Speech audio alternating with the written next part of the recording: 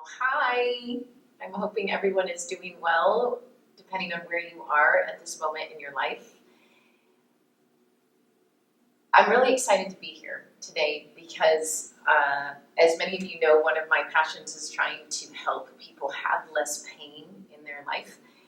I do believe part of being human means that at times we're going to have pain that we plan on and pain that we don't plan on. One of my goals today is to share with you the idea of what a new normal means. I've had at least a dozen people say things to me like, well, when things go back to normal, and I pause every time that's said to me because there's a couple of things that pop up to me when that's said. Number one, I don't think we're going back to the way things were. And number two, I think this is just part of life.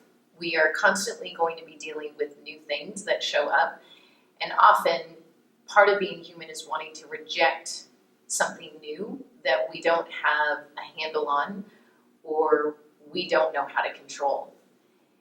If you had a chance to look at some of our other videos on our YouTube channel, what I'm here doing is sharing some ideas for you to explore and to work on what I call our mental health. One of the first things we like to do as humans is decide whether we agree or disagree with something very quickly versus seeing what can actually be there or possible for us.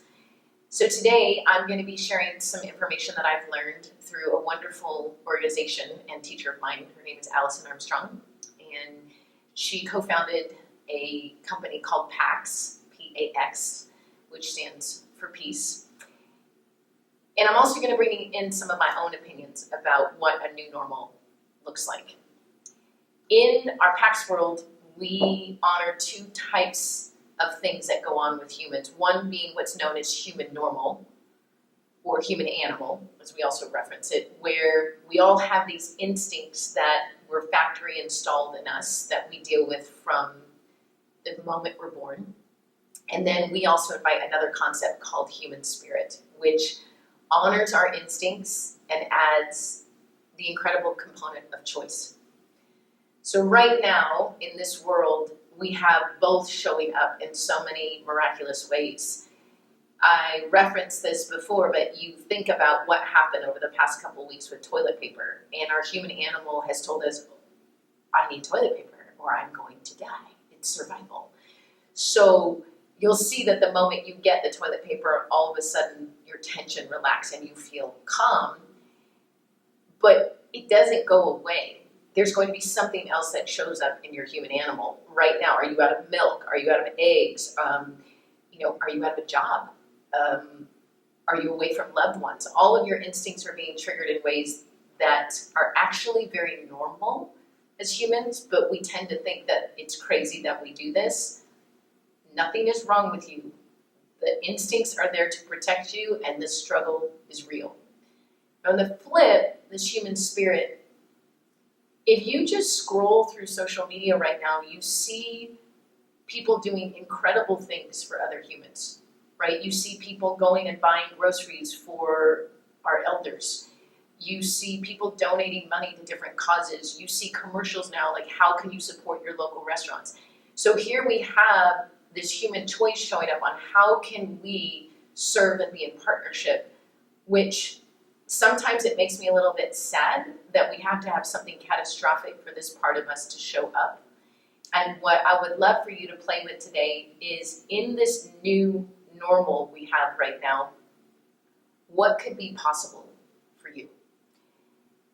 We can either live in the past or we can live in the future.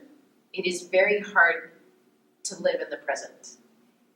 And I don't mean hard that we can't do it. It's just that it's normal for our mind, our human normal, to want to try and strategize or figure out a plan constantly. And I've heard so many things just from other people. I've read so many things. But for example, I heard on this podcast a group of parents saying, well, I just wish the kids were back in school. And the reality is that's what we would be doing whether we were in this coronavirus situation now or before, because 3 months ago it may have been, I wish I had more time with my kids and I got to stay home with them more. But wherever our situation is, we're always evaluating what the future could look like, or we could be dwelling what the past looked like.